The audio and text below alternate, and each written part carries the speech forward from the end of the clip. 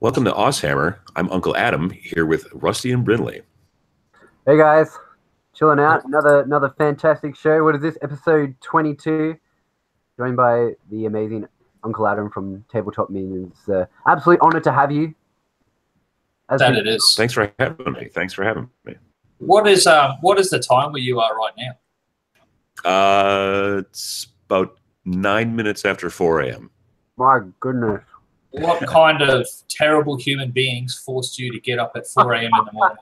Well, you know, the time is the time worldwide. You have to kind of work with kind of stuff like that. I've been doing, you know, more and more interviews lately for the app and everything. And sometimes it's getting up at 6, sometimes it's staying up late. So yeah, I just had a conversation with somebody recently about how we should just have one time for the entire planet. And I said, I just don't think that's ever going to work. No one wants to, you know, get up to go to work at 9:30 p.m. and that kind of stuff, you know, and I understand the time zones. Sometimes daylight savings is a little confusing, but I understand the time zones. Well, it's so early, even the object behind you is shocked that you're awake this early in the morning. I don't know if you've noticed it, but I'm pretty sure it's constantly surprised. I'm not even going to ask what it is, but I'm pretty sure it's got two googly eyes on it. It is, yeah. It's a cello case, and it's my wife's cello case. She plays the cello, and it sits back there quite frequently. And people have said, "Hey, you should put some googly eyes on it." And actually, one of my Australian viewers, who goes by VJ Morph, he actually sent me a care package from Australia, and he sent me. Actually, I've got it right over here. He sent me a can koozie, which is in the other room, and he sent me one of the Space Marine heroes that you can only get in Japan, which is also very nice. And he sent me a piece of terrain that he had built and painted. It's a kind of a MDF, kind of like a, you know, barrier. And then he sent me the googly eyes for the cello case. Well, so yeah. Well, that's actually interesting you mentioned VJ Morph, because he's in our chat right now. So shout out to you. Also, he was on a little bit early because he forgot we're on banana time here in Queensland, and he's actually said here in the chat that he's one of your irregulars, and he's just here for some sweet revenge. Normally it's him getting up at 3 a.m. for your streams. Right, exactly. Yeah. Yeah. So the show being on the other foot, he feels is quite glorious. So, yeah, no, I can totally understand that. That makes sense. That is absolute dedication right there, my friend. That is absolutely tenacity at its finest. I love it. That it is. I'm a big fan of AusHammer, but I wouldn't get up at 4 o'clock in the morning for Brinley. Like, there is no way. There is no way. But yes, so welcome everybody to AusHammer. Brinley, lovely beanie, mate. I really like it. It brings out the color of your eyes. You look gorgeous, mate. I'm a big fan of the hat. It's good to see that we don't change too much around here. I think if we showed up on our show without the beanies and hats, I think it would just confuse people. Correct. And after all, Michael from Doom and Darkness did mention that we are just two guys that wear hats inside far too often. So this is literally our entire job. This is all we do for our entire life. This is all we have. We don't actually provide any content. We literally just talk to famous people with hats on. Yeah, no, that's about right.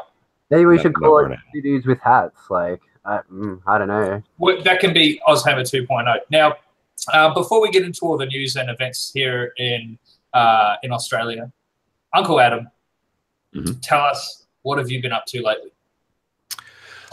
Well, I've been producing my videos and doing that kind of stuff. I've got my shows that go up every Friday, and I've been doing those. Well, actually, so what day is it where you are? Is it the 27th or is it the 26th still? Hello, from the future to most of the world. It's the 26th here, actually. Yeah. Okay, it's the 26th here too, but it's just earlier. So the 27th will actually be the 5-year anniversary of Tabletop Minions. It's the first video went up on February 27th, 2013. So I'm going to be doing a little bit of stuff for that, for the 5-year anniversary. And I'm really just grateful that I get to keep doing it and that people watch and that I get to try to help get more people into wargaming. So I've got that. And then I've got the Every Other Sunday show, which is the live show that we kind of mentioned. That's coming next week. This week was an off week. This weekend, I was in Manitowoc, Wisconsin, which is about an hour and 15 minutes drive for me. And I was there with two other guys that I work with, and we had a booth, and we were talking about the app, the gaming app, which is called Game4, that we just launched a couple days before Christmas. So it's just had its 2-month anniversary a couple days ago. So we talked to, it was a small convention, about 600 people, but we got to talk to a lot of different people, and a lot of people downloaded the app, and we kind of explained what it does. And we talked to a couple different stores that were vendors at this convention, got them verified so that they can put in their events and do all that stuff. And it was a good weekend. It was long. It's a lot of standing on concrete, underneath fluorescent lighting, but it was a good time. Cool. So it was, you mentioned the app, that you started, or that you released recently as well. Now, we'll go into that in a bit more detail soon. But in the meantime, for those of you that do actually have your phones, start installing the app, because we're going to talk about it shortly as well. So where can they find the app? So you can look in either the Apple App Store or the the Android Google Play Store. If you just do a search for Game4, it usually comes up, but because there's billions of apps in each of the stores, if you type in Game4, which is GAMEFOR, and usually if you throw the word tabletop in there as well, it helps to filter and put it towards the top. Or barring all that, if you just go to the website with your phone, which is www.IamGamefor, so IamGamefor.com. Right there's direct links on both stores to the app, and you can download it. It's a very small download, as it turns out. We had a lot of people, there not on Wi-Fi, and they were kind of stunned because it's currently, like, the main code is only about 4 meg, so it's a quick download.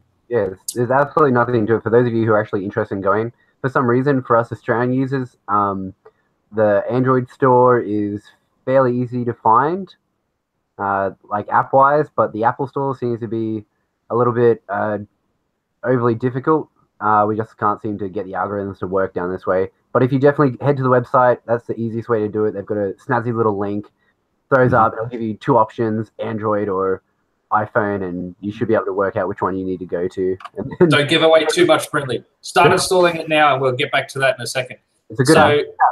Brindley, I don't care what you've been up to this week, unless it's to do with my Hurricanum. Have you been painting my bloody Hurricanum? Well, I did put it in a box and then kick it down some stairs. We're not even going there. We're not even going. They count.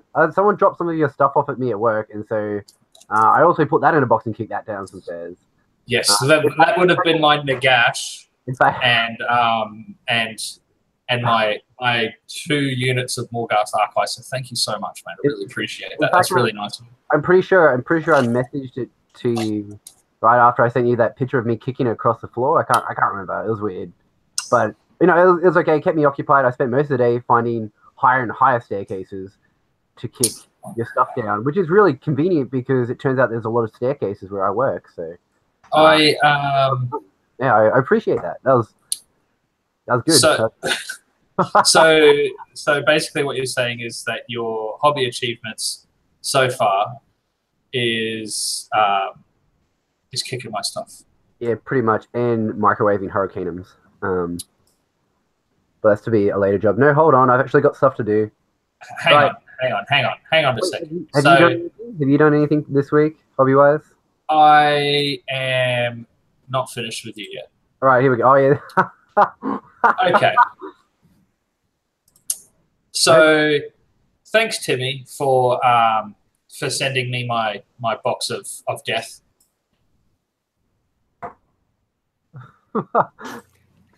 I am not even joking. You are the worst type of person that there is. That was, for everyone who's curious, that was right after he said, "Oi, take care of my stuff." The next message was a video of me beating it down the stairs. Oh, my goodness. Obviously, we respect each other's boundaries and belongings here at AusHammer. I'll get you back, don't you worry. Yeah, that's right. So, no, I as usual, haven't been up to much hobby with work and everything like that. But as you know, recently we had the AoS meetup at Irresistible Force on the south side of Brisbane. Now, Uncle Adam, we have an awesome community here of Wargamers, but on the south side of our city, there's, as far as Age of Sigmar goes, they're very spread out, and there's not really like one big busy hub. There's a few stores and stuff, but it's hard to get a good group of people together, like with enough space to house them all. So we decided Irresistible Force, a store there that has lots of space and tables and awesome people and blah, blah, blah. We would try and get a group of people to go there as a new sort of regular, weekly, consistent group of people gaming and throwing dice for Age of Sigmar. So I just wanted to shout out to these people. So Stratty, Nick, Dad, not my dad, everybody's dad, Matt, Paulie J, and Dino at the moment. Those guys are there, and they've already started throwing dice. It's the first night tonight for the new AoS Monday meetup, and those guys are there having games already. There's been some new people that have also come into the store to watch and check it out as well. So I just wanted to shout out to those people and say thank you very much.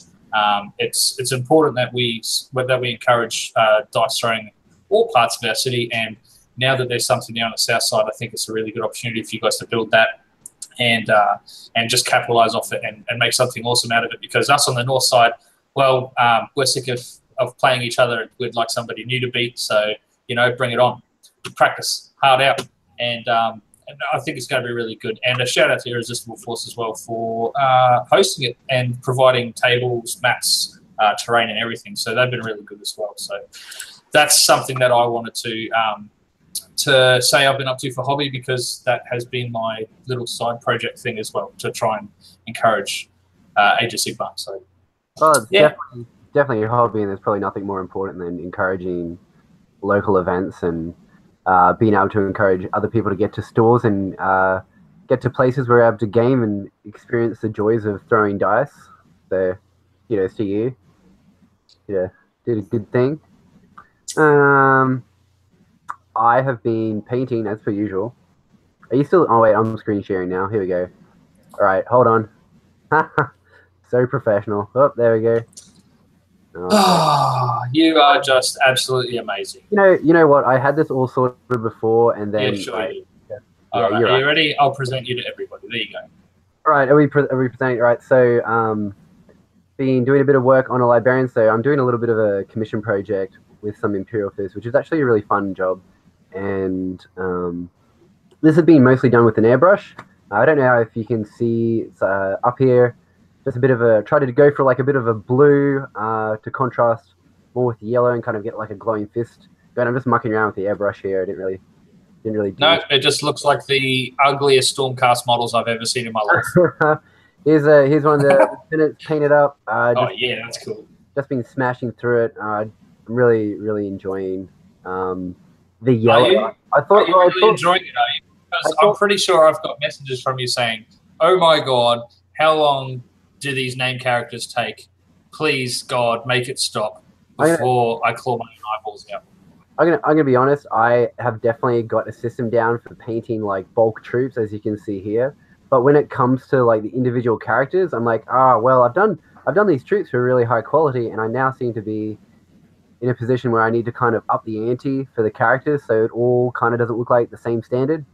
But I'm getting there. They're looking pretty good. I'm happy with them. Based all these bad boys up on some bases that I've been painting, and so I've done a fair bit of hobby progress. Yeah, none of that's my Hurricanum. None of that's Hurricanum. So I'm pretty happy with how I've done so far. That's a good week for me. It was a bit of a slow one. But fair enough. Uncle Adam, have you been painting anything at all as well, or just been too busy? I haven't been painting. I've been in a kind of a build mode lately. So when I went to the Las Vegas Open, there was a company there in the vendor area called Zombie Smith that I've been kind of following for a number of years. And but I don't think I've ever been to a convention where they were there at the same time. So I did actually buy a game from them. They've had this kind of game system going on for a long time called This Quar's War, and it's Quar, Quar, and they're these sort of kind of like bipedal, like almost like anteater type creatures. Oh, and wow. It's sort of this kind of World War I style kind of game, and the original game was very much kind of like a treatise on war and kind of, you know, obviously the bummer of it and all that kind of stuff and everything. And because they have these long faces, because they look like anteaters, they all look all sad all the time, but they're kind of wearing like the doughboy kind of like World War I outfit and everything. And it's just they're all different colors, but that doesn't matter. It's not like the blue guys versus the green guys. They're all mixed in each army, but they all fight against each other, different houses and all that stuff. Anyway, it was I was always interested in it, and I remember buying the PDF of the original game, but it was one of those games where it was like 100 models per side because it was a big kind of army style game. Holy crap. Well, back in 2016, evidently unbeknownst to me, they released a skirmish version of the game. So now it's only about 8 to 10 models per side. So I bought, and these are all metal models, but they're really nicely done metal models. So I bought a 2-player like starter kind of thing that they had a deal at the convention. So I've been gluing little kind of anteater heads into anteater necks and kind of getting that stuff ready and putting, you know, guns and backpacks on them and everything like that. And I want to get them on 25mm bases real soon and then hopefully paint them up. But I've got a bunch of other projects also going on down and in the basement. I have a 2,000-point Primaris Marine army that is all built and the based and the bases are textured. I've got what's that? No, I heard you. I'm just sorry. Oh, gotcha. So I've got them all built and based and textured, and I've got special icons on their shoulder pad so that they can, you know, I've got a bunch of stuff from Shapeways, and it's all ready to go, and it just now needs to be primed and then go from there. But I've also got my 2,000-point Chaos Army, Chaos Space Marines. They're all basically done. I've got a couple little touch-ups, but yeah, those would be my two 40K armies for now, at least. Okay, but you've still been spending a fair amount of time around miniatures. Oh yeah, absolutely. No, yeah, okay. That's really how I, frankly, that's how I you know, de-stress. That's the thing, is go down in the basement and whether I'm building or painting, that's generally the case. So would you say that you've seen a lot of booties? From yeah, I mean, because you have to paint pretty much the whole part of the model, not just the front, but also the back. Yes. Don't you do? Brinley, I think it might be time. I think it's time. I think it's time, Ryan. All right. I'll get my crown. Get your crown. So, Uncle Adam, what we're going to do today, depending on where you are, I guess, is show you a bunch of bums. Now, what I'd like you to do is have a good hard perv and see if you can guess the model that owns the booty. Now, just to give you a bit of an idea, we had Mr. Graham McNeil on recently, and he got an unworthy 2 out of 10. Yeah, now, sure. Mr. Gav Thorpe got a slightly better score of a 5 out of 10. Now, I do believe our best, Brinley, correct me if I'm wrong, here, is a 9 out of 10, or was it a 10 out of 10? No, it's a 9 out of 10, and that was done by one of the lads last year, actually. But this year, currently, the scores are we've got Sophie, so Hobbyist Girl, she's on 5, coming in first place, and then in second place we've got Gav Thorpe on a solid 4, and then trailing all the way back at the end, we've got Graham McNeil himself on 2.5. So, see, my problem with Graham though is that he's coming back on at some stage later on in the year, so he gets a second chance, which is a bit unfair. So we'll see about that. Anyway, I have 10 here prepared for you, good sir. The mixed batch. There's roughly 5 40K bums and 5 AoS bums. All I need you to do is guess those booties. Alrighty. So I'm going to bring this up now and give you your first one. Is this one right here. Uncle Adam, guess that booty. Pretty sure that's Eisenhorn. Oh, he's off to a flying start here. The Magos himself. Alrighty. Brinley, have you got your crayon there, mate? Yeah, that was like the fastest answer I think we've ever had on AusHammer. That was just like, Eisenhorn. Well, ease up, Turbo. We still got 9 more to go. I swear to God, if you fanboy out on me this early in the show, I'm disconnecting you. All right, here we go. Guess that booty. Well, it definitely seems to be probably Nurgle-ish. It's not the Herald of Nurgle, I don't think. Hmm. That is a noble booty if ever I've seen one. Yeah. It's pretty Yeah, noble. no, certainly. Yeah, I'm just trying to think exactly. There's that big piece of paper hanging off of there, so I don't think it's. I mean, there's the Herald of Nurgle, but he doesn't have the leg up like that I remember. I don't think it's that new mushroom guy from Malign Portents. I don't think. I mean, it could be. I guess I'm going to go with and I don't know his actual name because I don't play Destruction myself, but I'm going to say maybe it's the mushroom guy from Malign Portents. It is the Spoilpox Scrivener. Oh, okay, from that new set, right? Yes, he is a handsome chap. He is. Yeah, that's ugly. I mean, I can't tell if I'm looking at the front or the back right now. Actually, Yeah. I think a little of column A, a little of column B, really. Yeah. Whatever you want it to be. Alrighty, here we go. Number 3. Guess that booty. That's the Helldrake. I've got one of those. I've had to stare into that while painting. Excellent. I'm glad that you spent some time around that booty. Step 1's admitting it. All right, so that's Exactly. that's 2 out of 3 so far. That's a 66.66% success rate so far. It's quite good. Let's see what else we can get here. Uncle Adam, guess that booty.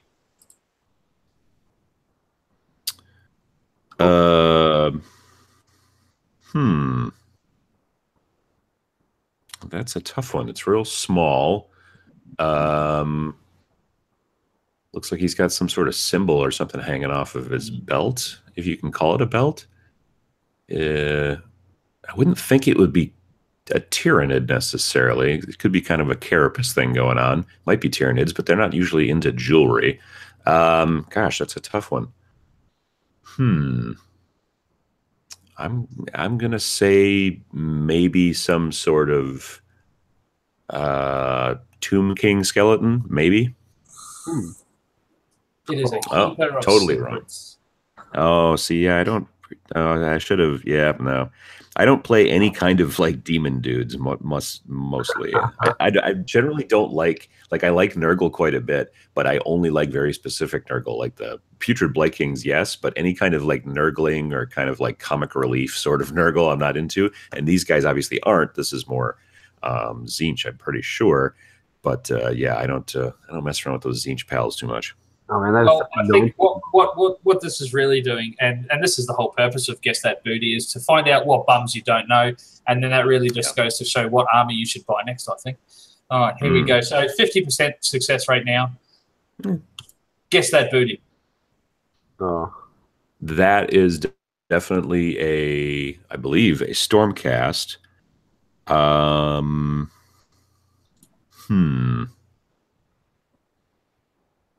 It might be the new Malign Portent Stormcast, who I can't remember his name, but I have the box about 10 feet over there with the lights off over there, so I can't see it. He's something with an O, something orator or something. I'm not. I know that's definitely a liberator. I believe at least that's a liberator, or I mean, a Stormcast booty, but I'm not quite sure which one. Looks can be deceiving. Really? Oh, no way. Custodian guard. Oh, sure. Yeah, those guys. Yeah, I guess that makes sense. All right. A lot of gold in the backside. It's going to be one or the other, and that's a good point. Yes, these guys definitely baby got back. So on to the next one. Here we go. Guess that booty. And before you ask, no, this isn't a photo of me. It is actually a classic miniature. I'm going to say probably a demonette if I had to guess. Ooh.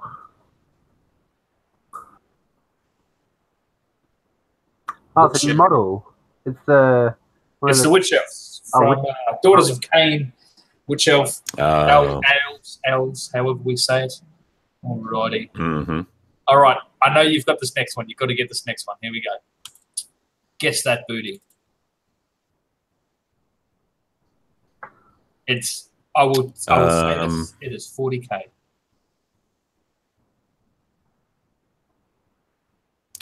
I'm gonna guess maybe Eldar then, because I don't completely recognize it, and I'm not a big Eldar fan.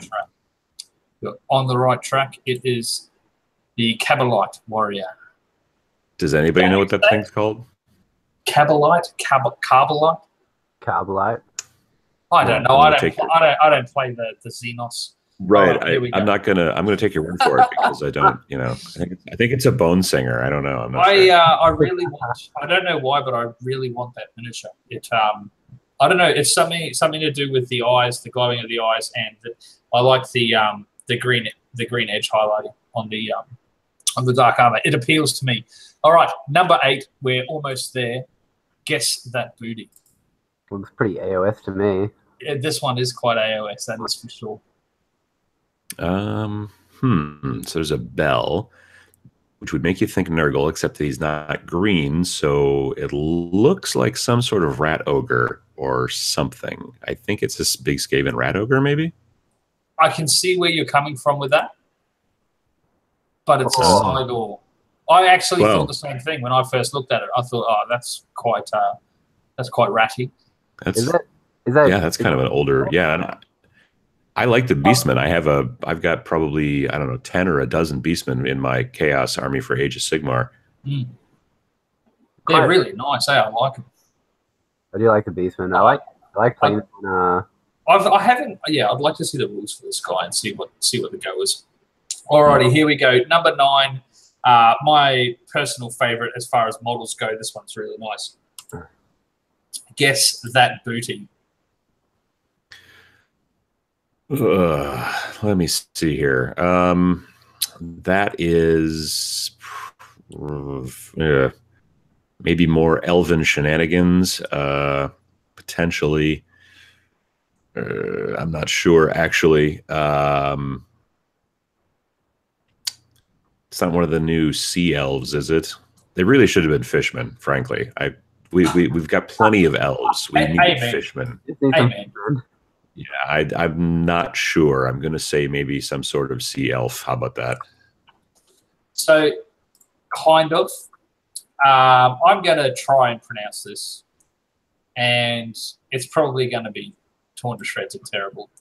But it is the Yin Khan avatar of Yanid, or something, some such. This is the model there. No, that's actually avatar of I don't need that at all. That's how would you even transport that? You know what I mean? Like I got to say sometimes, like sometimes the models. I mean, yeah, that looks great in a picture, but try to fit that into like a phone case and take it to a convention. You know what I mean? Oh yeah, and I'm just thinking because of the way that all connects up as well, the sub-assembly to paint that would just be an absolute bitch to do. I just would not enjoy that very much. But it's a beautiful miniature, and I really like that sword. So that's a very cool sword, and it's super well painted. I generally, personally, myself, like I don't like, for the most part, and I don't like it generally when Games Workshop puts in smoke, energy, mystical shenanigans, any kind of stuff like that in the model. Like I would prefer to, I guess, maybe imagine that more. I don't know. You know what I mean? Like all that extra weird. What is that? Is that water? Is that electricity? Is it? It's got weird chunks of stuff in it. We want you to imagine the energy like this, so you have to imagine it like this, or not the energy. Okay. Well, that's only 9. There is one more. Oh, here we go. So last chance. Here we go. Guess that booty. That is a orc. It's one of those Iron Jaws guys. I can't tell if it's the mega boss or not. Oh, he's got it. I think he's got it. Okay, good. It is the mega boss. I have that model in my basement. I just haven't painted him yet. It's gonna be my first display product, or my first display project, actually. It's really cool. Yeah, it's a super great model, and I've never painted orcs before, so I'm gonna have him, and it's gonna be like on a plinth that's maybe about 10 inches, probably circle, and I just want the ground to be just destroyed. I just want it to be like a huge war, have arrows sticking in it, and have him standing there, and then I have these 2 small, tiny little, I think they're halfling assassins. They're 2 female halfling assassins, and I want them to be facing off against him. They're not actually giving GW guys. They're from, I think, Wizard or Whiz Kids, those new line of pre-primed models. So they're absolutely tiny. They barely come up to his knee, but they have these poses where they look very determined, and I want them facing off against him, and I want to have that kind of thing. I'm actually going to start it hopefully this summer. So, oh man, definitely have to keep an eye out for that. Yeah. That's going to be really cool. All right, that's the end of Guess That Booty. Brindley, how did he go? Well, 3, I think. He is Uncle Adam is coming in a solid third for 2018. Trailed closely by Gray McNeil on 2.5, and then succeeded only by 1 by Gav Thorpe. So, well, to quote one of my favorite movies, Talladega Nights, if you ain't first, you're last, Ricky Bobby. I don't, like I said, I don't stare at a lot of elfin backsides, so I think that's maybe possibly my problem. Sure, you don't. All right, this is a safe bubble. It's all right. No, I appreciate it. All right, so Brindley, do you want to take us away and tell us what's going on in our area, mate? Yeah. So because we're going to be talking about a very particular app during this episode, I've gone to the painstaking efforts of finding some extra events to take a little bit longer to talk about what's going on in this area. And the point's going to be pretty clear towards the end of it. I will alliterate on that a little bit more. So as you know, we're still having a bit of a slump at the moment in regards to what events have been occurring around our local area. So most of our catchment that I try to capture during every show is for the Australian area. Obviously, most of our viewers are Australian. We are done at an Australian time. Sometimes we'll cover wider known events such as LVO, Adepticon, etc. But most of our events are contained within Australia itself. Sometimes we cover New Zealand events, but we haven't really had that many to cover as of yet. Now, to get to this stage, people are just like, oh yeah, he just goes on the internet and looks up, like types in Warhammer events and generates a list. That's not exactly it. I have to go onto Facebook and I have to individually type in every single club and store that I know about personally and find this list and create this list and then go from there. And then every week I have to update it, which is great. I don't mind. It's part of what I do. It takes me about an hour and a half every week, but we'll get to this point a little bit later. So first off the rank, we've got AusHammer. So April 28th, they've got a 30K event at BrizCon. So BrizCon's going to be a pretty big event. It's in April. AusHammer's going to be hosting Death of a Dream, which is a 30K event. Obviously, all these groups that we're talking about, definitely go and check them out. Go and have a look. Check out their events. Go to their pages. Like, subscribe, do their usual stuff.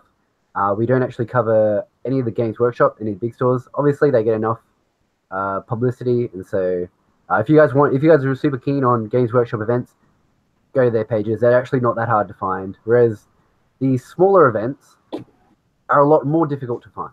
Well, hang on. BrizCon is not a small event. It's like the biggest of all the GT series that we have here in Queensland. It's pretty big. There's going to be hundreds of people there. It's the only GT series we have here in Queensland. And well, that's until those AusHammer guys get off their ass and actually organise a GT. Oh, and we had Masters. Oh yeah, we had AoS Masters. So there's that too. Hold on. AoS Masters consisted of like 16 people though. But it was still Masters. The Masters. That was the first Masters, and that was really cool, and we did go to that. Right, so AusHammer, they've got their event at BrizCon. Okay, Brisbane Independent Wargamers. Okay, they've got their club day on March 11th, so they have it on 11th of every month. That's pretty much, they're all about playing all the smaller, even smaller wargaming games. So if you've got a niche within a niche within a niche, then they probably play that game there. And so they're really cool to go and check out those games. Warrior Lodge, March 4. Okay, they've got the Age of Sigmar doubles events, which is going to be really cool. Woo! Me and Jamie, the dreaded TO, in that. Going to be smashed out. So yes, we'll be there. Hopefully we'll be able to get some pretty exciting coverage of the event as per usual. We'll throw up a quick video on our YouTube in support of local events that we attend. And then on March 18, also at the Warrior Lodge, they've got Assault on Ares, which is a 40K event, which is very exciting. I'll probably be going and checking them out. Magic Vault, which is located central CBD Brisbane, March 10. So it's gonna be March 11, March 10. That's gonna be a pretty busy weekend so far. They've got Warhammer 40k, so they've got a first strike, so their second one. There's a continuation of a campaign, much like Force Axe that Irresistible Force down in Tanamura does. All right, so the Mori Gaming Club, as per usual, they've got their every Monday. So tonight they've got their gaming club 7:30. Go to their page to check out their details. It's a private listing, so we can't actually give out details on here in case there are crazy people. They've also got Banter Bowl. They've also got Banter Bowl, which is a Blood Bowl league, which is really exciting. So if you're into Blood Bowl, definitely go and check them out. They are in Mori, which is a fairly isolated town in Australia. They're not near a major hub, but if you're there, go down and play. They have got a very supportive community, although small, but they're always looking for new members, so you definitely go check them out. The Ryan's favorite, the Ninth Age community. All 6 people. All 6. Leave them alone. They've got an event in BrisCon, and then 18th of November they're going to have the Asian Pacific Singles Championships, which I believe is going to be held in Brisbane. And then on the 6th of May, they've got Mutiny in May, which is another really cool event that they're going to be hosting. So they've actually got some pretty damn good numbers for BrisCon as well, the Ninth Age crew.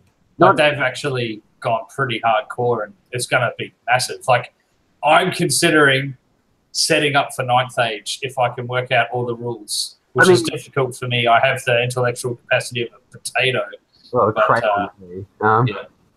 But yeah, I mean, and most of your free guilds still on square basis, so you might as well. I mean, we just won't worry about it. We'll just stick that melted hunk of Hurricane and we'll just stick it on the square base, and then you can take that too. So you'll be good to go. Move on. Battle Station Toowoomba, March 25. They've got Mini March Mayhem. It's a 1K tournament. If you're up in Toowoomba, north of Brisbane, go check it out. Should be pretty good. Put on by the Heralds of Warlock. At the Battle Station. Cool place. They've got some pretty nice locations to head out to. Australian Defence Force Wargaming Association, for those serving and ex-serving members. They've got an event called the Anzac Cup, held on 21st of April. Should be very close. All proceeds go to the Legacy Foundation, which is support for injured soldiers. So, and thank you for your service. Absolutely. Friday night gaming, so that's a group in Orange. March 10, they've got Comrade at Arms, which is a 40k doubles tournament. And then March 17, they've got Overwatch, which is an ITC format team challenge. Can I just shout out to the guys in Orange as well? I want to know what they do when life gives them lemons. Make orange juice? I don't know. Gonna find out. Yeah, so someone will get onto us. Yep. Games Club, Games Cube in Sydney, April 16. They've got an Age of Sigmar tournament. Definitely go check them out. They should be pretty good. Then we've got Objectives Secured, March 16. They've got Linebreaker, which should be very exciting. And then March 16 to 18. They've got, March 16 to 18 is Linebreaker, which should be really, really exciting. And then they've got the Western Australia Team Championships. I think I'm reading this right. And so that is on, April 22nd. And that's in South Perth Community Centre.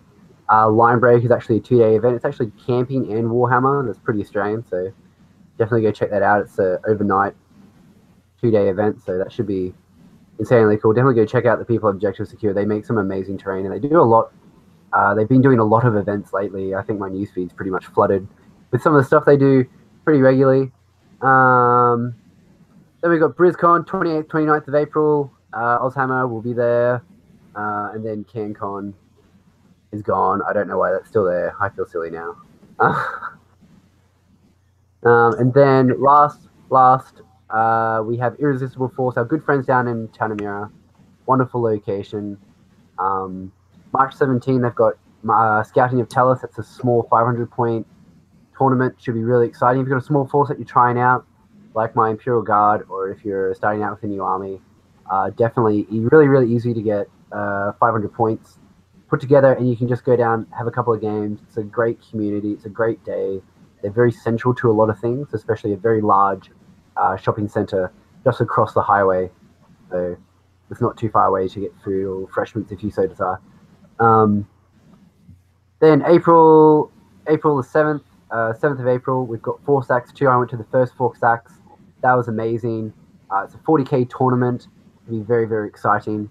I'm definitely going to be there. And then on the 14th of April, they've got the Southeast Queensland tournament, the 3-man team German format. Definitely go and check that out before you sign up. There's a couple of extra requirements for it if you're not 100% familiar with German format. Check it out. And then join up if you want. And then July 29th, they've got Forsax 3 1K tournament, 2 detachments. Really exciting. Again, I'll probably be going. I've been really, really enjoying the Forsax tournament series that they've kind of been doing down there. It's a big drive for me, but I don't mind going. It's just a fun, small list, quick games. You can get 4 or 5 games out in a day, and it's really fun. I won best sport last time, so. Well, they must. Oh, who did you pay? They must have all been absolutely drunk as a skunk, mate. What are they doing? Why would you win at stuff, eh? Bloody hell. All over it. The world's gone mad. They've gone insane. All right, so that's the news. And I literally took a lot of time to find all the events I could. And to make Wouldn't it be amazing if all of that information was available on an app? Just a single app. Wouldn't it be amazing if instead of having to listen to me gibber for what was 15 minutes on all of those events, you could just go to an app and be like, oh, hey, I've got nothing to do on this weekend, or I've got nothing to do on this day. Oh, hey, look, they've got a tournament on. I don't have to go to 1,000 different Facebook pages. Mate, that's a brilliant idea. I think we should quickly run out and patent it. You know what? I think I actually think we might have someone who might have something that we can use. Uncle Adam, I hear you've got an app. It's true. That's a spectacular segue. Yeah, it's so we excuse me. So we've released, and by we I mean my day job. This YouTuber is my side job, my side thing. My day job, I've worked for the last 20 years as a visual designer, whether it's mostly web and that kind of stuff, but I've gotten more into mobile space, that kind of thing. And so the last almost 2 years I've been working for this small company, and we make apps for basically whomever pays us, the insurance companies, manufacturers, things like that. It's a lot of business to business. And like I said, we're small. There's like 6 of us, and we're all tabletop gamers. And so this concept was actually thought of before I started working for the company, and then I was partially hired because of my background in design and that kind of stuff, but also because of my background in gaming and my background in video and all that other stuff. So for people that tell you that this YouTube stuff is hogwash, just let them know that it can get you a job. So there's that. Anyway, so yeah, we've decided the problem is that we're finding is that, like you just said, Brinley, there's a lot of different weird spaces in which to try to find events and in which to try to find other players. You can search around Facebook for what that's worth. Facebook is getting, frankly, harder and harder to use. Agreed. And I'm not talking about just, if you want to see pictures that, of your cousin and stuff like that, it's still pretty easy for that. But as a group or as a business, it's getting harder and harder to use. At this little mini convention I was at this weekend, we've talked to different stores who are saying, we have 1,000 likes on our Facebook page, but when we post an event, only 100 people see it. And then, immediately after that, Facebook said, puts their hand out and says, look, we'll show it to 300 more of your 1,000 likes if you want to pay us $20 or whatever. So, yeah, it's just very difficult to try to find events in that fashion. And because of that, we wanted to launch this app. Because of the mobile aspect, obviously, of app development, it is really also very perfectly positioned to make it so that you can, check out the stuff in your area. Like, there are people that go on to there are people that go on to Facebook looking for, let's say, bolt action. And you might find a bolt action group, but they're on the other side of the planet, or they're a bolt action group of, people who are all over the place and spread out. It's very difficult. So we wanted to make it something where you're able to punch in some information and then, find stuff near you geographically. So there are three main pillars of the app right now. There's let's see here. So there's the event finder, which is we call it game events, and then there's looking for players, and then there's the store finder. The game finder is people can put in events, currently the events all need to happen in stores. And we did that because we want it to be in public places. We're concerned about safety and things like that. We don't want people posting stuff and then people going to someone else's house right away and that kind of stuff. So we wanted to make sure that it happens at stores. Also, we as a company, we as an app, and we as gamers, we believe in stores. We believe in getting people into stores, and that stores are really, I think, very valuable to the health of the overall hobby. So that's why we're doing that. But we'll be adding some new features soon, which, because we know that there are a lot of people who can't play in stores because there's not a store in their city, so they play at a cafe or they play at whatever. And again, this app is not just for wargaming. This app is for all kinds of tabletop gaming, board games, collectible card games, RPGs, and war games. So in the game events thing, you can set the filter to say, I want to see all the events within 100 miles, within 20 miles, within up to 1,000 miles is the outside, which I know, over where you guys are, that's maybe a little bit more of a situation, just because there's a lot of big, open spaces. You can also filter. So let's say you don't play collectible card games, you can filter it so you don't see any Friday Night Magic events and things like that in your feed. They just disappear. That's the gaming events. The second section of it is called looking for players, and looking for players is, in the game shop, there's always that cork board, bulletin board at the back that's got like 3x5 cards stuck to it. Said, we're looking for I'm looking for a game of Catan, or we're looking for a cleric for our Thursday night D&D group. That's basically what looking for players is. It's not event based. It's a person putting themselves out there and saying, look, I like to play Age of Sigmar 40K. I also like to play Settlers of Catan and whatever. And then people can send you a message. And again, it's all local. So you're not seeing people really who are posting on the other side of the planet or on the other side of even the state. If you're over here, you're going to be seeing people who are kind of a bit closer to you. And again, it's got the same filters where you can set the radius of what you're seeing, and also filter based on if a person says that they only play RPGs and you don't like to play RPGs, well, then you're not going to see their listing.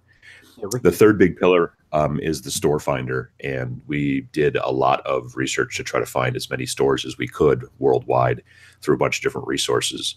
We've currently got more than 5,900 stores worldwide, and we've been adding more and more as we find them. And as people say, hey, this store is closed, or hey, this store you missed. I mean, there have been stores that we've missed simply just because they've opened since we launched the app. Tabletop gaming is really exploding, and so we're seeing more and more stuff. Well, I tell you what, AusHammer is definitely dedicated to forcing Brindley to get the rest of those stores that you're missing here in Australia, to make sure that we can top up all the information in Australia. Sure, absolutely. Now, I'm looking at the app, right, and I can go game events, and then it says there's no events within these settings. Either change your filter or make an event yourself. So, which is pretty normal. I'm in upper middle class white suburbia, where nobody does this because they're all out polishing their boats and whatnot.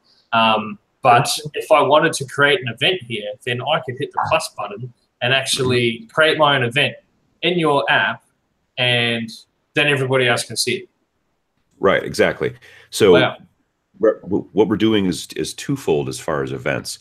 We're looking for people to put in events. Like, I recently was on a podcast for the Malifaux game, and there was their demo people are called henchmen. So one of the henchmen on there was like, when I do demo events at my local store, I'd just be able to put this in there, and then people who are looking for that stuff could find it, right? And I said, yeah, that's exactly the way it works. The thing is too, is that we're also reaching out to all these stores that are in the store finder. We're trying to get them to contact us And for free, they're able to get verified. We just need to call them on the phone to make sure they are who they say they are. And then when they're verified, then they can put events in. And when they put the events in, it allows them to, the events in the listing will show a lot of information that will be like, well, down at the bottom of the card, it will say event hosted by the name of the store. So stores that are verified get kind of like an extra little boost, because in the event listings, you'll see that. If you want to see a lot of stuff filled in, because like you said, we're new, so there's not maybe a lot of stuff yet in Australia. But if you go down to the bottom, well, actually, if you go into, so do this. If you go into the menu, the little hamburger menu over on the left side, and you go down to settings and preferences, gotcha. And then you've got default location. Okay, if you click on that and you type in a zip code, you can type in zip codes, postal codes, the names of cities. Okay, so just as we're doing this, what I'm going to do is, Uncle Adam, I'm going to get you to give us a postcode.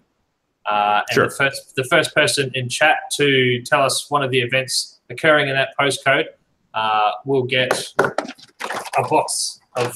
some box of free stuff.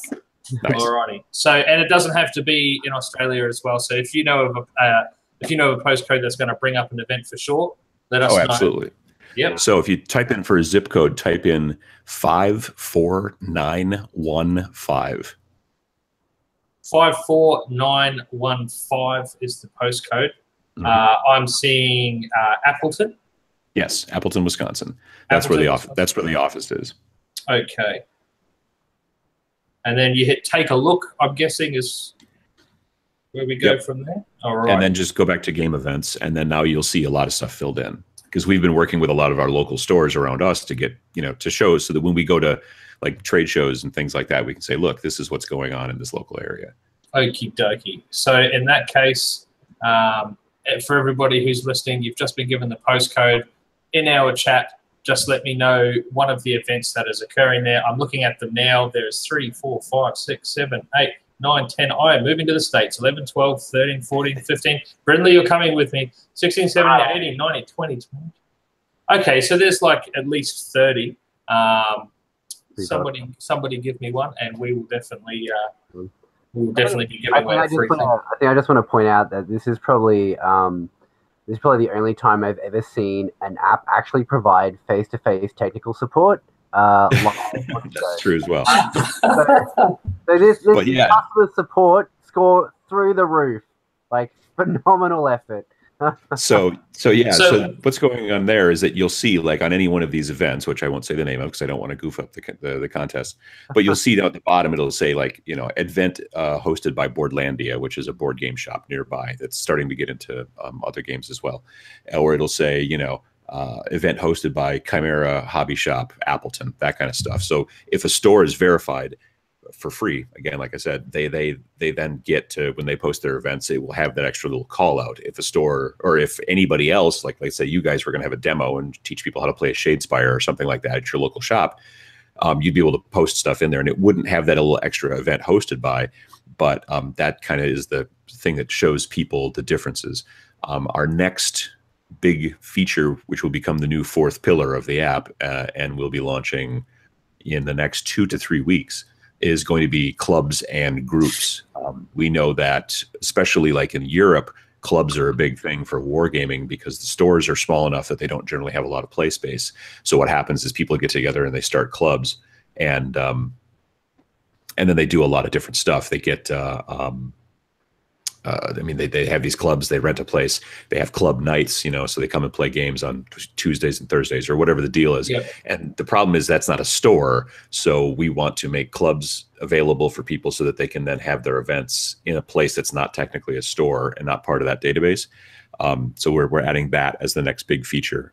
We're going to the Game Manufacturers Association trade show in Reno, Nevada on the 12th of March. So we need to have it all done by then. When we go to that trade show, we'll be in a booth standing in front of roughly 800 store owners from all over the world.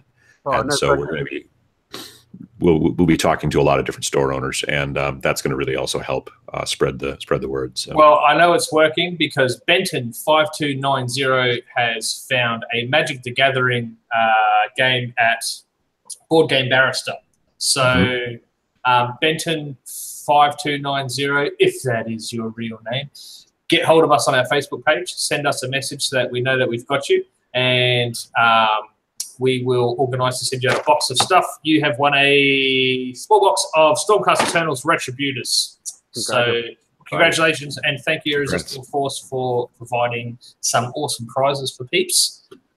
This app is absolutely amazing. So this is exactly what we've been looking for, and I'm pretty sure we've had the discussions offline before. We've been like, oh man, it'd be really great if instead of having to go through like 1,000 different Facebook profiles and trying to organize games, because it's actually really, really disjointed. Like, a lot of people don't know about all these other groups simply because there's no central location of information, which is something we try to provide. But now there's an app out, so that's actually like a massive help for getting the community together, getting them to interact with all the different groups. So hopefully, if we can utilize it more, we'll get a bigger amount of people to network. Yeah, and it's not just, obviously, like I said, again, for wargamers, but I mean, like, if you want to get together and just play board games with people, if you're playing a video game, it's very easy to push a button and say, I want to play a multiplayer game, and they hook you up with a bunch of other people wherever, and you play. But with tabletop games, you need to be kind of close to each other. You need to be able to meet at a place generally, and so that's why we're trying to kind of help to push that. It can be a lot like ships passing in the night. You can live 3 blocks from somebody else who plays Age of Sigmar, and because they don't seem to like to go to the shop that you go to, or vice versa, or whatever, you may never know. But now you can maybe put out a thing saying, hey, I'm looking to play Age of Sigmar. Someone says, hey, I'm also interested. You find out you live 3 blocks away. Eventually, you become friends, and then he's the best man in your wedding, or whatever. I mean, like, there's all kinds of different options in that situation. So see, that's actually pretty much how me and Brinley met. We were at a nudist colony beach, and I just rocked up next to him, and I was like, hey, man, my condolences on the small stuff, but do you like to throw dice? And he was like, yeah, I like to throw dice. I've got a good win ratio. It helps me compensate for other things. I like other small things. That's it. He'll be best man at my wedding. So the other thing I was just thinking about this as well is that for independent stores, and Brinley, I will never forget that day. It was amazing. For independent stores and stuff like that, they can actually go to the app and they can set up their own stuff. And then bang, before you know it, they've gone, oh, sweet. Well, now we've got this, we've got a dozen people coming in for 40K. We've got a dozen people coming in for AoS. We've got 2 people coming in for 9th Age. We've got 30K, whatever. And that's really cool as well. So it's not only just helping players find players and all that sort of stuff, but it's a great tool for businesses to promote their store and promote everything that they do relentlessly. I just had an email from a guy that I've known for a number of years, and he's been using the app, and he was driving from eastern Tennessee to Missouri here in the States, and it's a good long drive, but he said that along the way, he stopped at 3 different stores that he never would have found because he just was looking at the store finder as he was driving along. And then, when you go to the store finder page for a specific store, you go to the menu up at the top on the right side, and there's a little ...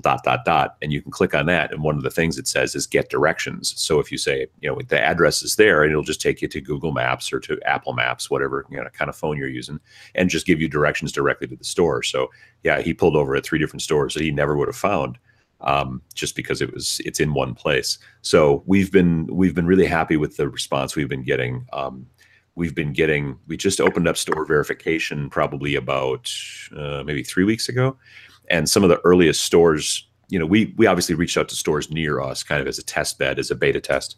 But we've been getting stores that, as I've been doing more of these interviews and things, who've been reaching out to us. And we've been finding that stores that have been reaching out to us are a lot of the kind of bigger stores that seem to maybe be like a lot more into the marketing. There are a lot of game stores out there that are small and don't have the marketing ability or the marketing budget and stuff like that. And these bigger stores, the ones that have been reaching out to us, we had one of the first week, we had a store in Atlanta, Georgia. It's a 9,000 square foot store. They were one of the first that reached out to us and signed up.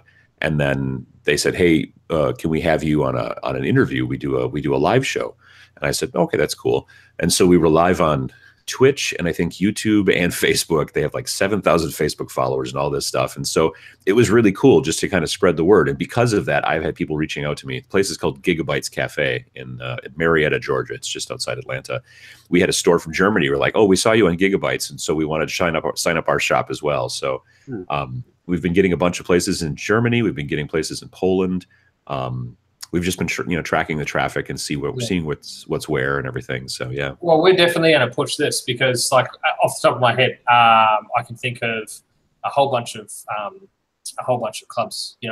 Northern Knights, the Bray Park Alliance, the Magic Vault, Irresistible Force, of course, and then you've got all the other stores that come along with it, and then you've got all the smaller ones as well. So, like, we're fully on board for this, and not only that, but I mean, it's a free tool. Why wouldn't you use it? Do you know what I mean? Like, especially in this hobby, it's not often with Games Workshop hobbies you get stuff for free. So I'm all for that.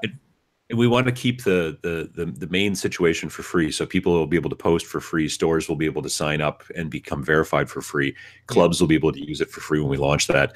We're going to, because we need to keep the servers on and all that kind of stuff, we are going to have subscription models. But what the subscriptions will do is they'll help support the app and keep it going, but it will also give you added benefits. So it's not going to be like, well, you can't use this function without this. It'll be like, well, you can use this function, but if you want to use it, if like, we're going to add in a little ad at the bottom, like you see in a lot of apps. If you become a user supporter, which currently we're planning on it costing about $12 per year American. Sign me up. That'll get rid of that ad, number one, right off the bat. And then secondly, it will give you, like, if you want to have an event that's not at a store, you need to be a subscriber, because that kind of gives us a little bit more information. We don't want people to have to put in their, we don't want to have to be able to put in their Facebook login or their Google login. We want people to put in what kind of login makes them feel best. But if they want to be able to post things that are not at stores, well, then we need a little bit more information. So if you're a subscriber, we at least need like your PayPal or your Stripe, whatever, that kind of stuff. So, there's things like that. We're looking at for stores. We're looking at a couple of cups of coffee, though. Like, that's all it is. It's 2 cups of coffee and, 3 if you go to the crappy McDonald's cafe. But like, it's nothing, and that's amazing, and that's a huge support for the community. So thank you. Like, that's that's the coolest app that we're really we're just trying to spread the word, because, like I said, things are built and it's working. We've been kicking the tires and being kind of quiet about it since we launched it just before Christmas, and now we're trying to turn on the taps and get people involved, because it's user-based information. So we want to get more users. Like the guy with the first telephone had nobody to call. You know what I mean? So it didn't really do him any good. But once you have the second and then more, then it becomes more useful. Yeah. Do you think? I think that's amazing. I'm really keen to see that head off here in Australia, because Australia is a very big place, and there's a lot of us spread across this massive country, this massive island, and it'd be a really good way of getting all that together. And not only that, but it's not system bias. So if I want to, for some reason, lose my marbles and go and spend a whole bunch of money on cards, I can look for Magic the Gathering games. If I decide to grow a beard, I can look for some 40K games with Brindley. So it's so awesome. If you guys haven't already downloaded this app, you really need to go and download this app. It's really cool. And it's going to help you find games. And that's the most important thing, I think we can all agree, for anybody in this hobby who likes to throw dice. They just want to throw dice, and this is a way of them being able to do that. It's going to save a lot of time. It's going to save a lot of hassle, and a lot of other things as well. So, also, what I'd like to take the opportunity to say as well is we had a question come in. So we have a Ask AusHammer, and this week's one was an anonymous one. So to Mr./Mrs. Anonymous, you've said here that there's been a bit of drama in your club. Is there any other places that you can play 40K on the north side where I think you must be looking for a change in atmosphere or something like that? So Queensland Northern Knights Is that the one, Brindley? Yep, yeah, that's one of the ones. They're north side, and the Magic Vault, I think Thursdays do 40K as well. So you mentioned that you wanted to do 40K. So those would be my two for the north side if you wanted to play some 40K games at some clubs with some great people. I know quite a few of them personally, and those clubs seem really cool. So if you're looking to throw dice at 40K, that will be where I would go. So yeah, and definitely a couple of places. If you're a little more central to the city, there's certainly the Vault, and then there's also Ace Comics in the city, and they're both quite central. Of course. In saying that as well, you could always just sell your 40K and buy an AoS army, and then I'll play with you. So there's that too. I mean, if you want a verse free guild, I mean, I'd probably just take a cheesy army, cheesy elder list any day. But whatever. So we've covered the app, and I'm really glad that we did, because I am going to be crazy on it for a while now, sending you through some stuff. The other thing that I wanted to just quickly cover as well was your gaming. Now, you're a 40K player, is that correct? 40K, Age of Sigmar, and a bunch of other kind of little small games. I've been interested in skirmish games for forever, but right now my main two games are 40K, Age of Sigmar. Well, I guess I've also been playing Shadespire too. So, well, Shadespire I will accept as its own little system as well. The 40K thing, mate, nobody's perfect. That's fine. But it's just wasted time. You could be playing AoS, in my opinion. But Necromunda? What's that? Necromunda? Have you dabbled in Necromunda Hive? Actually, I kind of prefer Shadow War Armageddon. Okay. Well, I do. I don't know why. As far as 40K goes, if you could just tell us really quickly your favorite army at the moment and why. Well, currently my favorite army is probably my Chaos Space Marines, because they're painted, and that's what I'm using.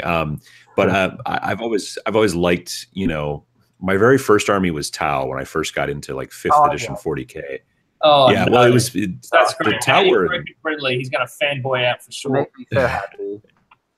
At the time, my thought process was, well, they'll be really quick to paint, and they are quick to paint, kind of, if you do it right, I think. But each Fire Warrior is like 12 or 13 pieces, so they're not quick to build. And so at the time, again, it was in 5th edition when they were really terrible. So I played them for a little while, and then I sold that army, and I wanted something I could do more converting and kind of modifying to. So that's why I moved into Chaos Space Marines, because you just basically glue a lot of spikes on everything, and then there you go. That's pretty much it. So yeah, so I did. So I've been doing that, and my army is. I've never been a competitive player, so I never build an army that's competitive or useful. So I generally, like lately, it's been mostly Nurgle and some Khorne. Those are the 2 of the 4 that I really prefer. Like, as you can tell with the guess this booty, if it's outside of those realms, it's a little more difficult. I'm not into the other Chaos Gods too much. I think it's just the actual models. I really just don't like the look of nearly anything Zeech or nearly anything Slaanesh. It's just they're just kind of weird looking to me. So I'm not. It's a personal preference, and I don't begrudge anybody else. Anyway, so yeah, that's my main stuff right now for 40K. But I also have a Primaris Space Marine army that is built and getting ready to be primed and ready to go, and that's about 2,000 points. I've got one of those repulsor tanks that I think are kind of cool, and just a bunch of different stuff. So I'm really looking forward to getting those going. Probably it'll be after Adepticon before I can start priming on those. So it'll be April at least, probably. That repulsor tank has an excessive amount of guns on it. I'm going to be honest. I've got one that I'm painting up as well. I'm just like, there are guns everywhere on this thing. Like there are guns on top of guns, actually. So yeah, that's so gunception. Yeah. That sounds like an absolute nightmare to paint. Now, what about in Age of Sigmar? Favorite army and why? None. Well, for Age of Sigmar right now, again, I've got 1,000 points of Chaos painted, and it's mostly Nurgle but it's also Skaven and Beastmen. And again, I like being able to mix all kinds of stuff together. I know it's probably much more effective to be Allegiance pure or whatever, or go down that road. But I just love being able to mix all kinds of weird stuff together. So that's probably my favorite army there. But my next army that I'm building, which is started, is Death. So I've got a dozen skeletons finished. I've got a Terrorgeist who's all built and primed. I've got, gosh, what else? I've got a set of Vargeists. Actually, the Vargeists are done, and I really like the paint job I did on the Vargeist. I've got a set of 3 of those guys. I've got some Spirit Hosts that I'm working on. There's just a bunch of stuff, but I'm not staying very pure. I'm not going straight Death Rattle or straight whatever. I'm all over the board. As long as it's within Death, I'm happy with that. It's interesting that you mentioned Death, actually, because I checked on the store, and I don't know if it's the same from the US because I didn't check, but over here, the Court of Nullmire, or however you say it, the Prince Vordai, the Zombie Dragon, the Vampire Lord on Zombie Dragon, the Terrorgeist are all sold out online. You can't get them anymore. So I'm guessing it's a reboxing, but there's this small part of me that's really, really hoping that that we get some new Death models, because there was no new models with the new Death release. So. But you didn't find that new guy in the Malign Portents. That new model is really awesome. Yeah, but he's totally not counted. Yeah. But also there's the Daughters of Cain that's come out as well. So, but I agree with you. Like Nurgle, and this goes for 40k as well. With Nurgle and Chaos stuff, you tend to, even when you open the box, and after everything's said and done, you've put all your stuff together, you end up with a whole bunch of bits and stuff that you can really use for conversions and for making cool bases or just anything really. And that's something that you don't get with a lot of the other stuff. So I understand your appeal, why it's appealing to you. Well, look at the chaos spawn. Is there 2 or 3 chaos spawn models in that box? I don't remember. I think it's 3, but you get an extra 2,000 parts. I swear to God, you couldn't use all the parts that are in that box on those 3 models. So I clip everything off and I keep it in little, the Blood Kings are awesome too. Yeah, like I bought, shout out to David Maidman, by the way, who now owns these. But originally I bought 3 boxes of Putrid Blight Kings, and I built 15 Putrid Blight Kings, but all of them were different. None of them were the same. Yeah. Had different poses, different weapons, and that even goes for the standard bearers and the musicians and stuff. They all look different, and I've still got a tub of bits, and it's just amazing. And you don't get that with other stuff. So Putrid Blight Kings are probably my favorite, almost my favorite kit in all of Age of Sigmar. Honestly, they're absolutely beautiful. That is Thunder, by the way, if anybody can. Nice. So welcome to Australia, but I like Nurgle is just absolutely amazing. I think it's bloody brilliant, and I've noticed a lot of that carries over into 40k as well. Get some cool bits. So yeah, definitely. Now you mentioned Shadespire as well. Tell us, what do you play in Shadespire? Well, I mean, to start out, obviously you pretty much just play the Stormcast versus the Blood Reavers, and that's fine. But so I don't know if you've been watching on the show back in December, where I had Sam Lenz on the show.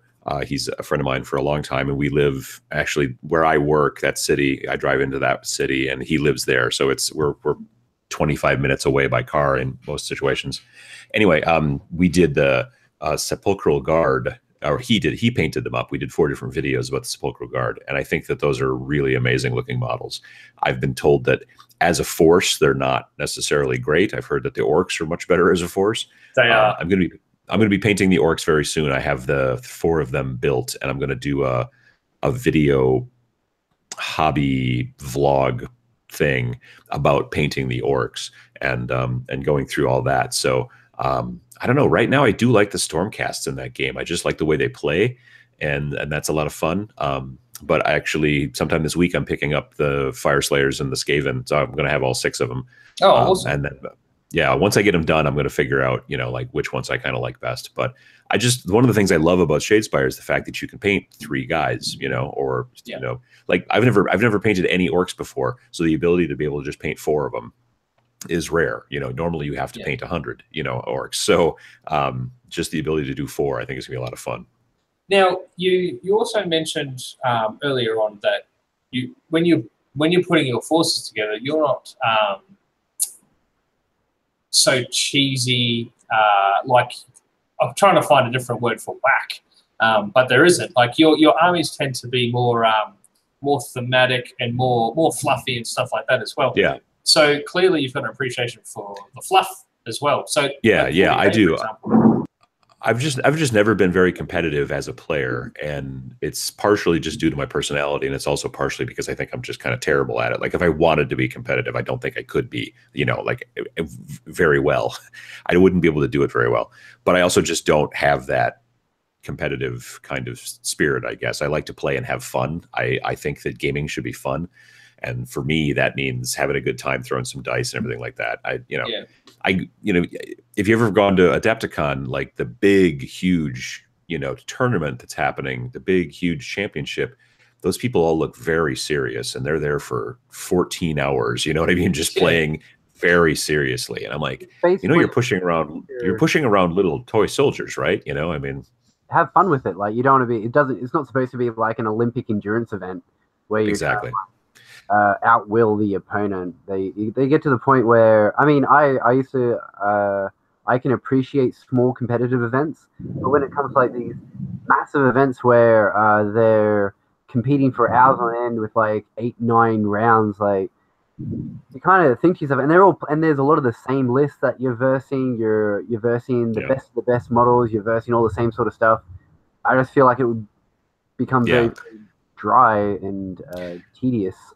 Yeah, so I like to build and paint the stuff that I want to see together. You know, like I said with my Age of Sigmar, you know, it's chaos, but also Beastmen, because I always thought the Beastmen were great models. They've got great faces, you know, and then Skaven, because I've always kind of thought Skaven were cool, and there was no range in my army. So I'm like, well, Skaven have got some range attacks. There's not a lot of range in Age of Sigmar in general, but especially in like, you know, anything chaos related. So you know what? You obviously have never met my Free Guild army. Yeah, well, that's true. That's also true. I haven't. I don't know anybody around here actually that plays anything Free Guild. So that's probably the problem. Free Guild range for days. But in regards to the fluff and theming your armies and things like that, what's in the fluff and lore as well? What was it? What is it exactly that you favor the most? If you had to pick your favorite bit of fluff or lore, what would it be? A 40k or AoS, obviously. For 40k, it would absolutely have to be the Eisenhorn and Ravnor books, the big, thick, you know, omnibuses. Both of those, like as soon as I saw that, Eisenhorn's booty, I immediately picked it out because I really kind of want to get that model. Even though I don't know that I would ever actually deploy it in a game, I just really want that model because I love the Eisenhorn books are great. My wife and I both have read both of those, both that one and Ravnor. And I would say those are probably my favorite. Eventually, someday, I'm going to have a small inquisitorial detachment in one of my 40k armies. I've got lots of models, as it turns out. I'm just trying to figure out exactly which ones I'm going to use and what kind of little detachment I can put together. But yeah, I would say that kind of stuff. I mean, the Horus Heresy stuff I'm also a big fan of. And I'm really happy that they're starting to put out the audiobooks now on Audible so that I can kind of listen to the audiobooks for like the Horus Heresy stuff while I paint. Massive fan of listening to the audiobooks. Are you listening to anything in particular at the moment? Lately I've been mainly on a podcast kick. I haven't been listening to as many audiobooks. I want to kind of re-listen to Ready Player One. Yep. Which is not a 40k thing or anything like that, but it's a book, and they're about to make a movie. There's a movie that's coming out this spring or summer, but the audio book was how I first was kind of learned about that story, and I kind of want to go through it again. Although honestly, it's really kind of long, so I don't know. We'll see. Sometimes it's good when you're painting, but sometimes you're just like there's like the middle part of that book where you're just kind of like, well, you know. and then otherwise for podcasts, the podcasts that are non-gaming that I like to listen to the most are there's a podcast called Last Podcast on the Left. Oh, and wow. That one, yeah. and I love it. that one's very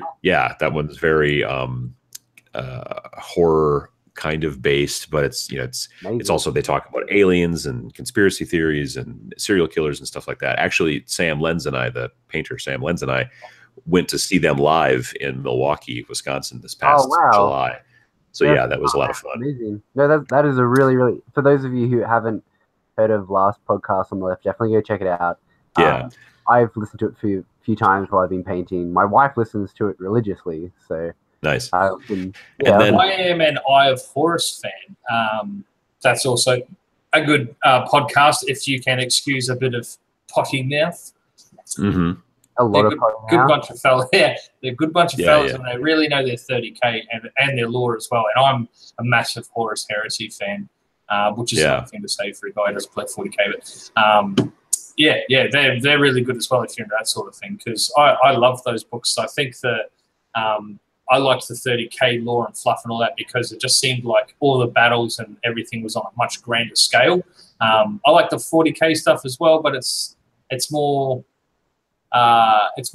character focused, and there's a lot. It's a lot more intimate, which is good as well. But I love the big battles and stuff like that as well. So I think with Horus Heresy, what's really interesting is the fact that how different everything was. Yeah. Previous to the heresy. Like, you read the earliest books, and it seems like a much kindler and gentler empire. You know what I mean? Or Imperium. It's just. It's very different, and it's just interesting. And it almost becomes like, when I first started reading those books, I started seeing all these parallels to sort of, and I don't want to get super political here, but it seems like it was these parallels between like pre and post kind of 9/11 in America. You know what I mean? A little bit of that. Political as you want.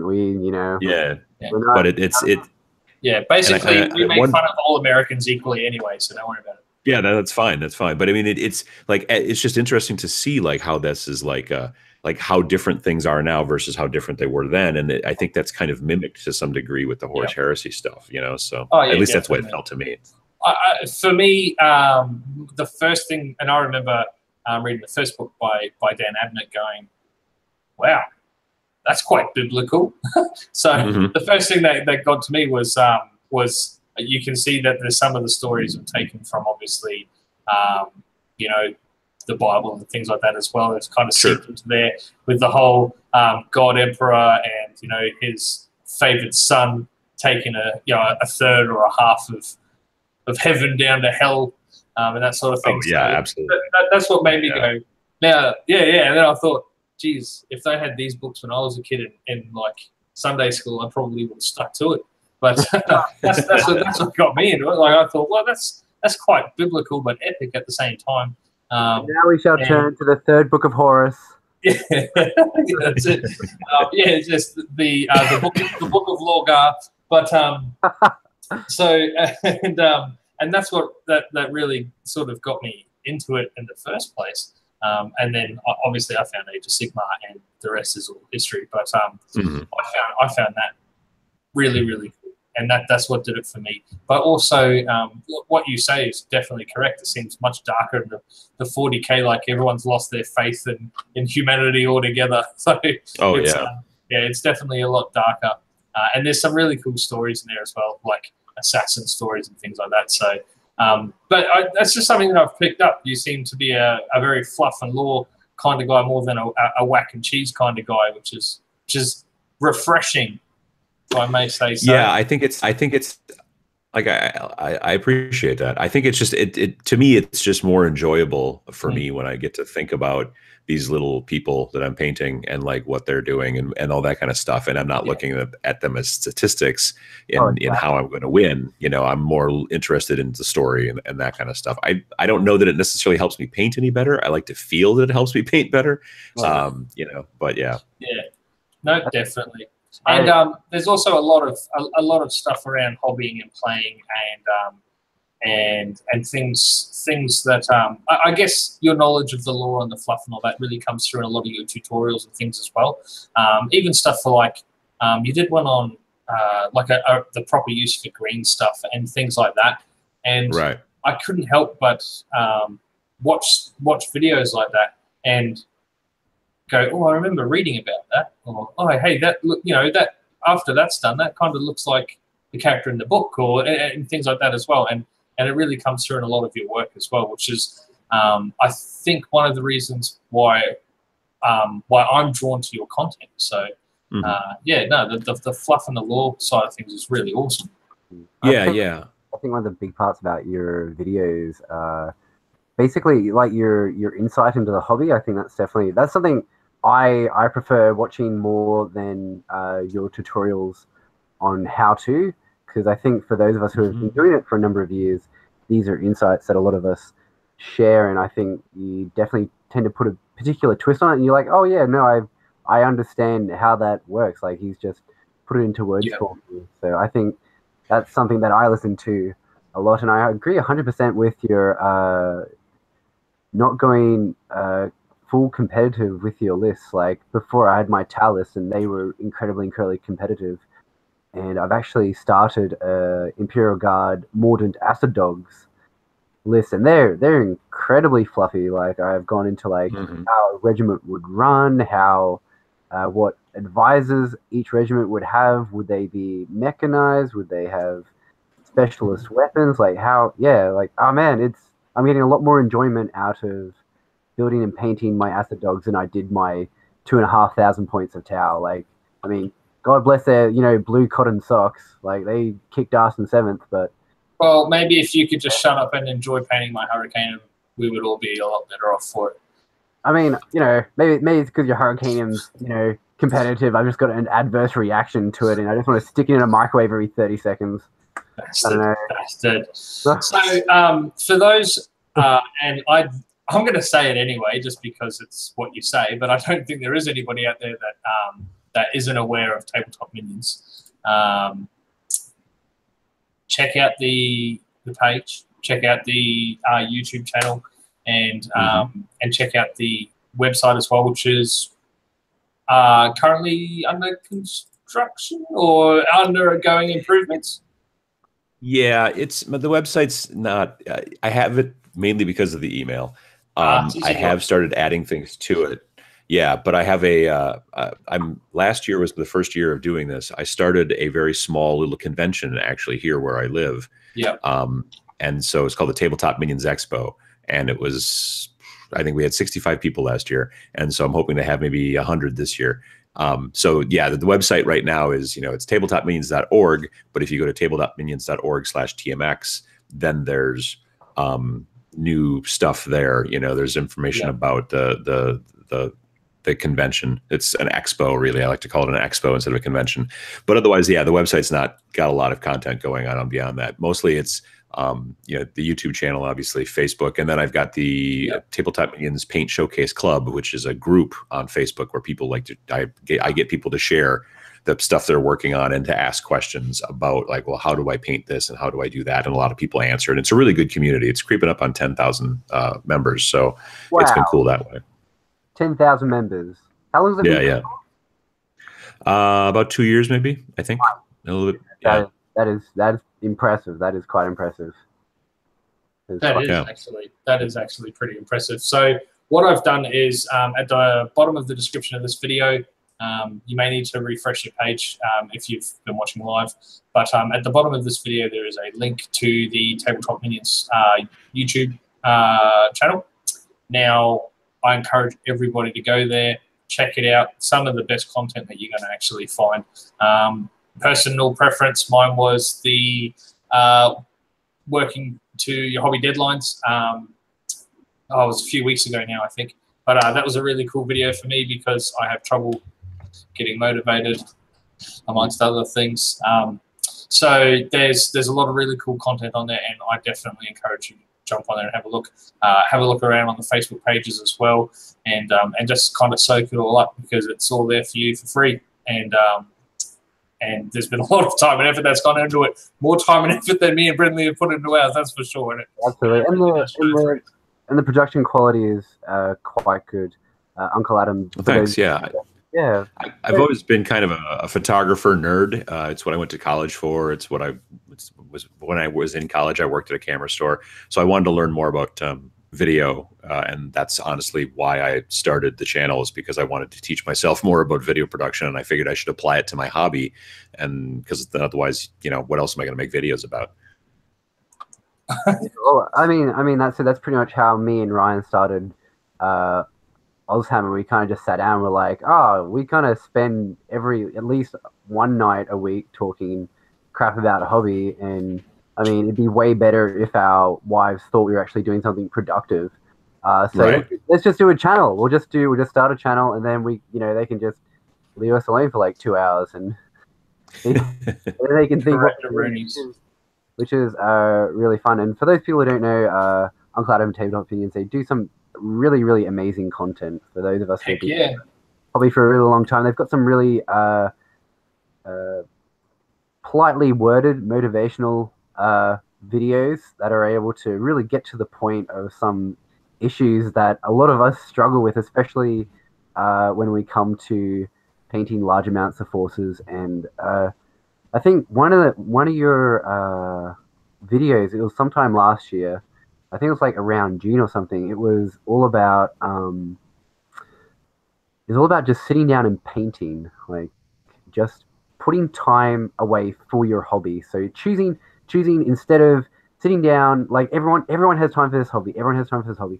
Nobody has no time for Warhammer. I mean, there's probably a few rare people who have absolutely no time to do 40K or anything, but that's because they've committed times to other things. And for those of us who work kind of like regular 9-to-5 jobs, we can come home and we can choose to sit down in front of the TV 2.5 hours. We can choose to sit down and play Xbox for 4 hours, or we can choose to devote that time into painting. And I think after reading that, I'm just like, you know what?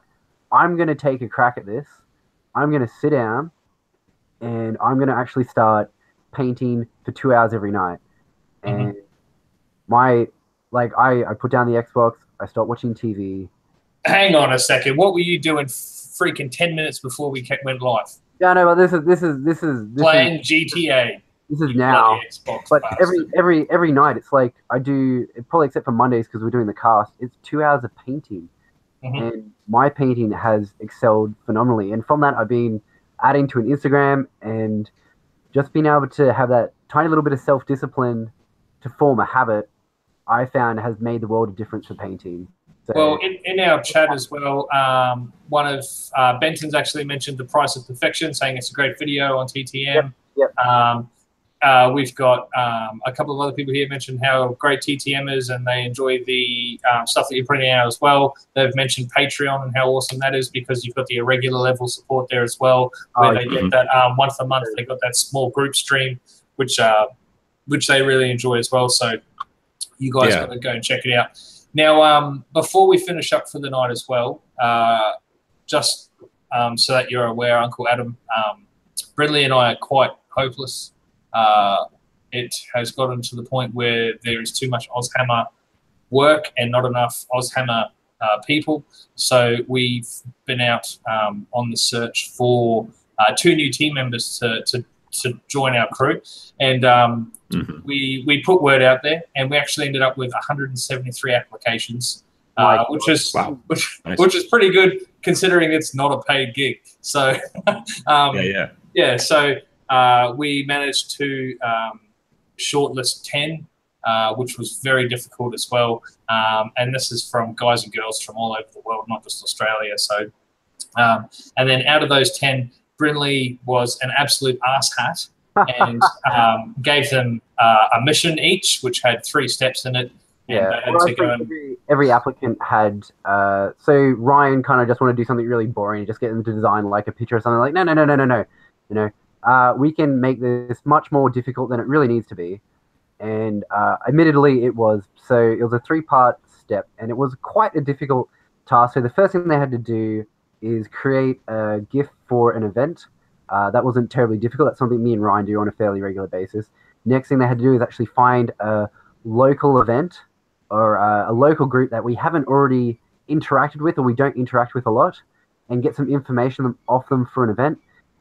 And then the next thing, and we actually teed this up with the good people at the Warhammer 40,000 Facebook page. You're such a... Oh, this is just... They had to go and dig for information, and basically they had to employ good, really, really good PR skills and information gathering abilities, because sometimes finding information or group isn't that easy, and we deal with a lot of interesting PR issues on a pretty regular basis. And so to get onto AusHammer, we need to see that these people can actually deal with this. And we had a fair few people... You just wanted to toy with them. You're a mean person. I may be slightly sadistic, but it definitely narrowed the field down quite significantly. It did. From that, I think we went from 10 to 6 pretty quickly. And correct. Then from 6 to 2. And these two people have fought these. So obviously we are super happy to have these guys on the team, but perfectly honest, they weren't our first two. They actually came left field, and we didn't see them coming at all. So, like, you guys are here for a reason. You guys have excelled. Uncle Adam, announce away. Yeah, so the new members for AusHammer are David Maidment and Scott Holmes. So congratulations, or condolences, one of the two.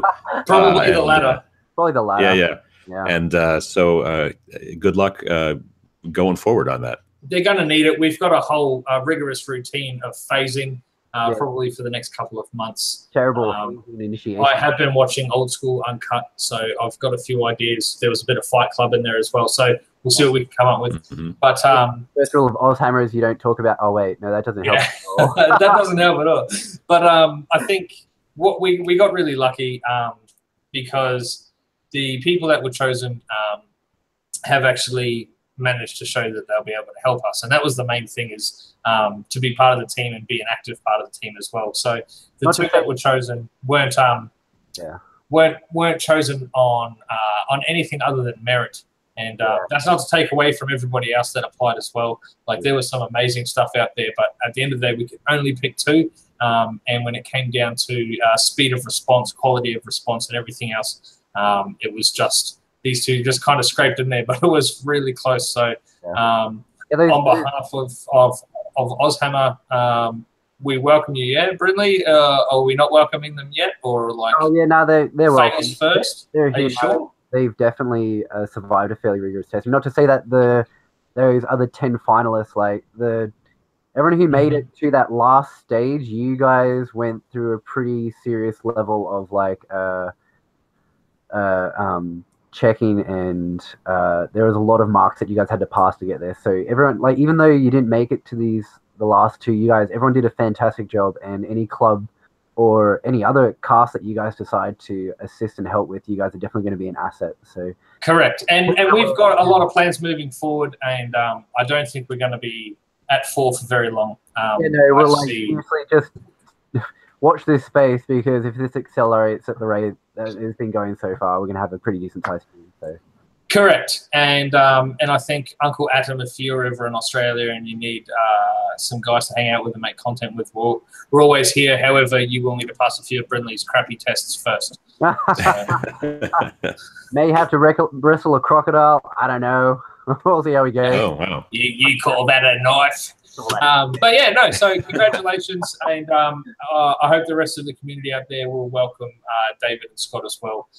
They are two guys from completely different clubs and all of that sort of thing, so it's going to be an interesting mix there. We've got somebody who's very technical and somebody who's very people, so we're looking forward to working with them as well and getting some new stuff out to you guys. But other than that, Uncle Adam, thank you so much for joining us tonight. It's been an absolute pleasure, and it's also really good to sit down and chat with you as well. Is there anything else that you'd like to shout out before we finish for the night? Is there anything else anywhere that people should go that people might want to check out? No, I would just tell them if they get the chance and to take a look at the app like we talked about earlier, and that's just www.iamgamefor.com. I'll be at Adepticon coming up in the 22nd to the 26th of March. So if any listeners are there, always feel free to stop by and say hi. I'm looking forward to Adepticon a lot, and I'm got more things scheduled for the rest of the year, but they're kind of in flux. But definitely, if you're at Adepticon, stop by, say hi. 100%. Awesome. And also, the link for the website, iamgame4.com, is in the description. The link is in the description of this video as well below. So definitely go and check that out. If you're a gamer and you want to find people to roll dice with as well, jump on this app. Let's try and get everybody in there. Uncle Adam, we will definitely be trying to get as much stuff to you as possible that we can in the next couple of weeks. Yeah, absolutely. I appreciate it. Thank you so much for everything that you do for the community, and thank you so much for all of your awesome hobby stuff as well. Really appreciate it. And again, thank you for Brindley and I for getting up at Sparrow's Fart to join us. Not a problem. All right, Brindley, take us out, buddy. All right, man. So all of you have joined us live tonight. Thank you very much for participating in the chat. For those of you who have won prizes, congratulations. Scotty and David, congratulations and condolences, in the wise words of Adam, for joining the team. All of our subscribers, thank you for subscribing. We wouldn't be doing this without all of you joining us tonight and watching our videos. We have a Twitch, we have a Facebook, we have a Twitter. Hit us up. Not only us, but also Tabletop Minions and Uncle Adam's products. Fantastic videos, fantastic content. I watch, Ryan watches, everyone watches. It's a great content. For those of us here, at AusHammer, thank you for watching. It's been an absolutely fantastic night. We'll catch you same time next week. Out. Might see you on the nudist beach again soon, Brindley. Yeah?